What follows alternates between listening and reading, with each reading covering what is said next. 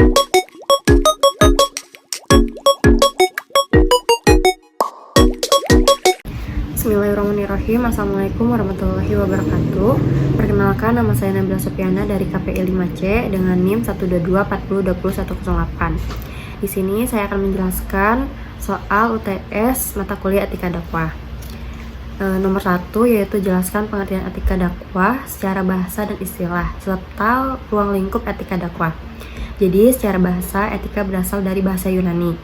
Etos dalam bentuk tunggal mempunyai banyak arti, seperti kebiasaan, adat, akhlak, watak, perasaan, sikap, cara berpikir. Dan kata dakwah berasal dari kata kerja, yaitu da'a atau yad'u, yaitu mengajak, menyeru, dan memanggil. Selanjutnya, secara istilah, etika adalah ilmu pengetahuan mengenai kesusilaan, sedangkan dakwah proses transformasi pesan Islam kepada orang lain dengan cara mengajak, menginformasikan, memotivasi agar mad'u senantiasa sesuai petunjuk Al-Quran dan hadis. Jadi, etika dakwah secara sempit yaitu tata krama, adab, dan kesopanan dalam berdakwah, baik dalam tampilan, tutur kata, maupun tindakan dai dengan nilai baik dan buruk. Selanjutnya itu ada ruang lingkup, terbagi menjadi dua. Yang pertama, kerangka analisis objek pandangan nilai. Di sini terbagi menjadi dua. Yang pertama itu tergantung pada objek nilai atau fakta, yaitu terlepas dari kecenderungan agama, kesenian, dan lain-lain. Sifatnya bersifat objektif. Yang kedua, tergantung pada subjek nilai, yaitu cara pandang terhadap sesuatu, barang atau perbuatan bisa berbeda. Yang kedua, ada kerangka analisis aktivitas menilai. Di sini, objek penilaian fokus pada perbuatan dakwah seperti dai, mad'u, manhaj, wasilah, maudu atau madah, dan al-qasdu. Jadi intinya itu kerangka analisis perbuatan dakwah menyangkut aspek lahir dan batin. Gerakan fisik mencerminkan motivasi, kehendak, hasrat kebiasaan, dan watak dan tujuan.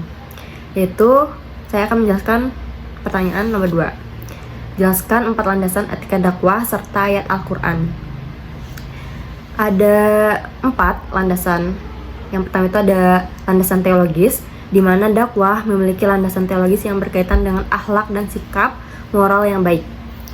Terdapat dalam Al-Quran, Quran Surat Al-Qalam ayat 4. Dan sesungguhnya kamu benar-benar berbudi pekerti yang agung.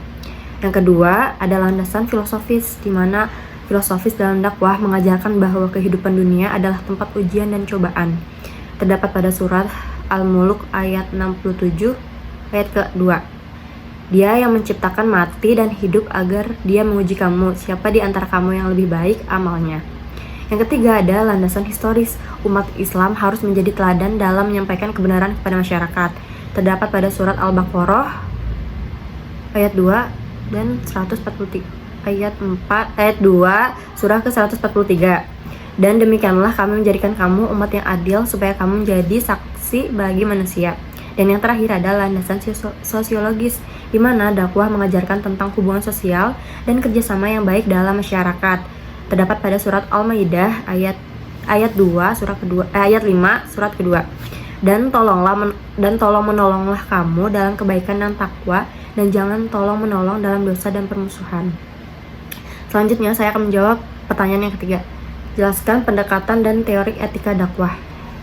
Jadi, pendekatan etika dakwah adalah merujuk pada prinsip-prinsip moral dan nilai-nilai yang harus diperhatikan dalam menyampaikan pesan dakwah, meliputi cara-cara yang baik dan benar dalam mengajak orang kepada kebaikan, serta memperhatikan sikap dan perilaku seorang dai. Dan selanjutnya itu ada teori etika dakwah, bersumber dari ajaran Islam atau Al-Quran dan hadis, di mana seperti sirah nabawiyah, perkataan hati nurani, penafsiran dan pemahaman para ulama, kebiasaan positif yang tumbuh dan berkembang di tengah-tengah masyarakat. Lalu saya akan menjawab pertanyaan nomor 4.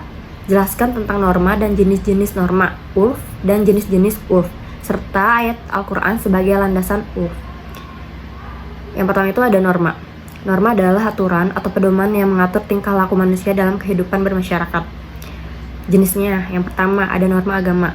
Norma agama ini yang berdasarkan pada ajaran atau kaidah suatu agama. Yang kedua ada norma hukum, di mana norma ini berdasarkan pada aturan hukum yang berlaku di suatu negara maupun secara internasional.